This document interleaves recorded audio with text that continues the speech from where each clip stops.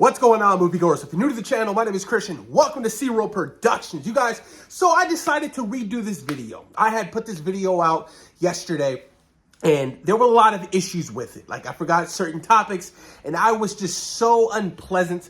And I was like, you know what? I'm a firm believer of putting out quality content and content that I approve of. So I took it down and I decided to redo this whole topic video that we are going to discuss. And we have some interesting topics that we're going to be going over, some reports from Daniel RPK, My Time to Shine, hello. We got some good ones. The Disney Upfront, which was a couple of days ago. It was a panel that they, showed a couple of footage from their up-and-coming projects like Daredevil Born Again, Agatha All Along, and Heart. But we have some great stuff to talk about, you guys. Let's talk about the big one, the one I really want to discuss. My Time to Shine, hello, has came out with a very interesting report. Apparently, Marvel Studios has greenlit renewed Hawkeye for a season 2 on Disney+. This is surprising to me because I feel like I was the only person in the world who actually enjoyed Hawkeye. I thought Hawkeye was a lot of fun. I watch Hawkeye every December. I love the whole Christmas feel. I love the introduction to Kate Bishop. I just really loved Hawkeye. It was a lot of fun to me. And to see Jeremy Renner get his own show, I was absolutely ecstatic about, you guys. But with these reports, this is interesting. So Clint's brother, Barney, will play a major role in the season, and it will be inspired by the raid where Kate and Clint get stuck in one location. Both Haley and Jeremy are expected to return. I didn't even know Clint had a brother. I was like, whoa.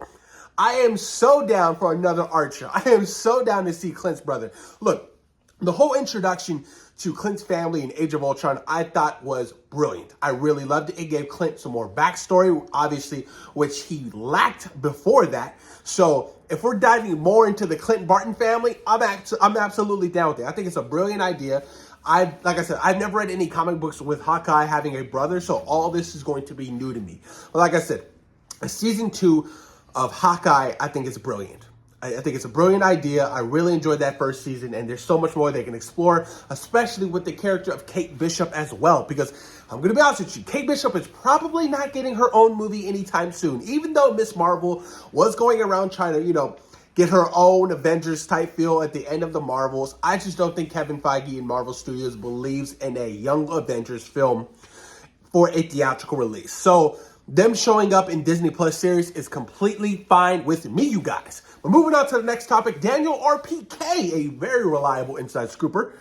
Marvel has reportedly decided to make the Nova Project a series on Disney Plus. The show will focus on a young lead, likely Sam Alexander. Filming is said to begin filming next year. Now, a Nova Project would be tricky.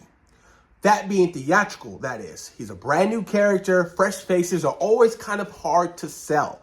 Shang-Chi, with the exception, did wonderful. Everybody loved Shang-Chi in his introduction into the MCU. He quickly became a fan favorite. A lot of people are still craving the sequel to Shang-Chi, including me, because, come on, 2001 was such a long time ago. Damn, you got to greenlight sequels quick. You really do. But Nova being a Disney Plus project is completely fine with me. You really have to start, Marvel Studios that is, start categorizing which characters do they think belong on the big screen for solo projects and which characters belong on Disney Plus. You really have to start thinking from a business perspective.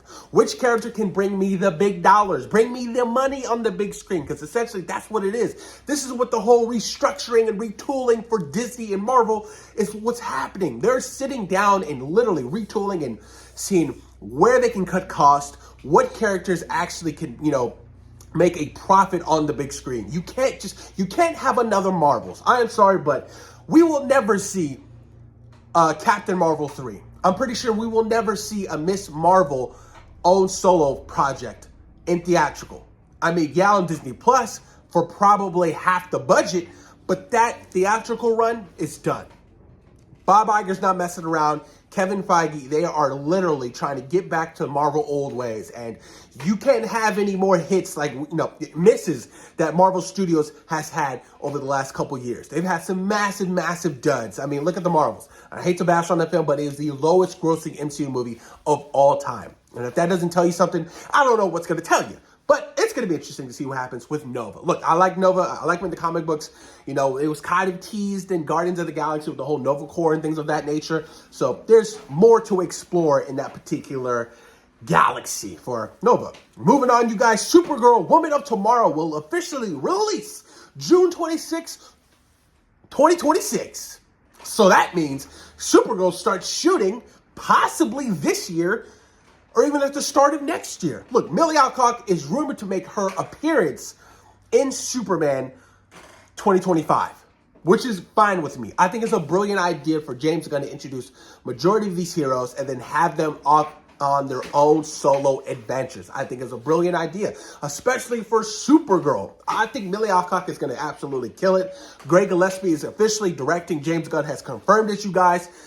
Supergirl, Woman of Tomorrow is going to be very interesting. I have the comic book, but I haven't read it yet. I don't know why. I'm so behind on my comic book readings, you guys. I'm telling you, it's so frustrating. I'm so behind on them. But, you know, from what I've heard, the story's pretty dark. The story's great. Tom King wrote it. So if James Gunn is definitely behind that particular story for Supergirl, then I believe and I trust James Gunn with whatever he has cooking over at DC, you guys. Now moving on to the Disney upfront panels, you guys. Daredevil Born Again will officially come out March of 2025. We are less than a year away from Daredevil Born Again. It will be 9 episodes, you guys. Brilliant. The whole 18 episodes was quite excessive. We all know that Daredevil Born Again is going through an overhaul, a retooling. They're like, let's literally use the blueprint from Netflix. This is what we have. Why would we use anything different? Why are we bringing Karen and Foggy back? Why aren't we like...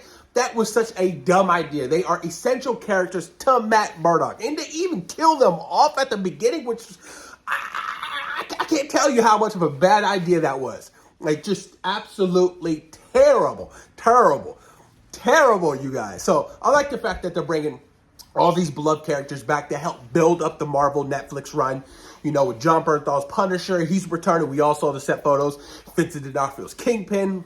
I love that he's going back to his OG ways, not the whole, you know, Hawkeye Kingpin, because we all know how terrible that was. Let's not talk about that.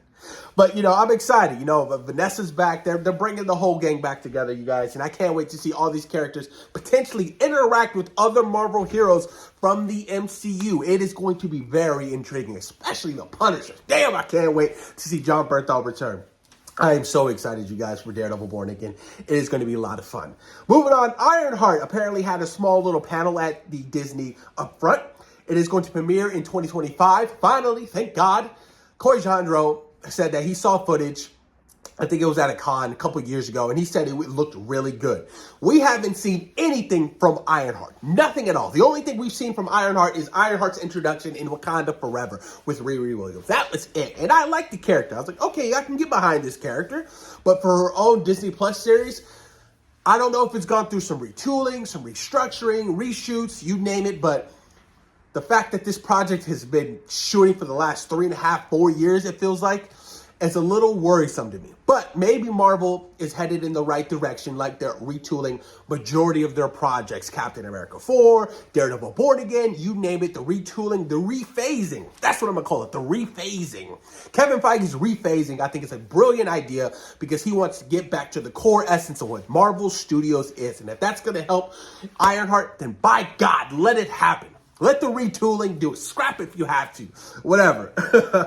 And then Agatha All Along, you guys, the official title to the WandaVision spinoff starring Agatha. I'm going to be honest with you guys. I feel like this series is a little bit too late. I feel like this should have came out latest 2022. WandaVision was in 2021, you guys. That's damn near 4 years ago. And we're finally getting the spin-off character of Agatha. Does anybody even remember the character of Agatha? Like, she was great in WandaVision, but like, where are we going with this character? What kind of purpose does this character bring to the MCU and the multiverse saga? You know, someone could say, well, what about Werewolf by Night? What kind of purpose did he bring? He brought purpose to the supernatural elements to the MCU, which I'm excited for the Midnight Suns. But with Agatha and the witches and all that, I'm just like, okay, like, if the show's cool, it's cool. I'm going to watch it regardless. It's just, I'm not overly excited about it. I'm not thrilled. I'm not pumped. I'm just like, oh, it's Agatha. Agatha All Along. You know what I mean? The fact that it went through so many title changes and that, you know, Disney thought it was like a cool marketing strategy. I'm like, nobody gives a shit about these, the title changes. The title changes for Agatha, like nobody. So I'm like, just release this shit. It comes out in September, you guys, premiering 2 episodes. So we'll see what happens with Agatha All Along. Hopefully it's good. Fingers crossed. Catherine Hahn is wonderful. So I'm not going to doubt her performance, but I will doubt this series as a whole, you guys, because not many people are excited about it and not many people are talking about it. You know what I mean? Like I said, it's just a random series that they're just dropping on Disney Plus going towards the holidays, which is smart. Halloween, Hocus Pocus. And then if you're smart, that's how you utilize and market that, because I'm a big fan of Hocus Pocus, you guys. Not the sequel. I despise the sequel, but the original Hocus Pocus, you guys. But there you have it. Those are the topics, you guys. Let me know what you guys think in the comments down below. Oh, wait. Wind it back. I forgot one more. The Fantastic Four, you guys. And I'm drawing a blank on her name. Oh, my God. The chick from American Pie. Oh, my God. I feel so ashamed of myself. But the redhead from American Pie, she's been casted in. I can't believe I forgot her name.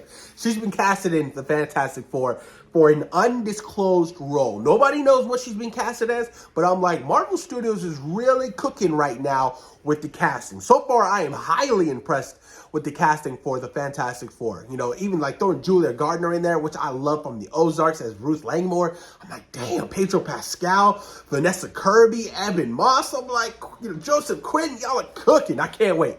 Can't wait for the Fantastic Four. Galactus just got casted. They start shooting in literally probably a month, maybe in a month and a half, you guys.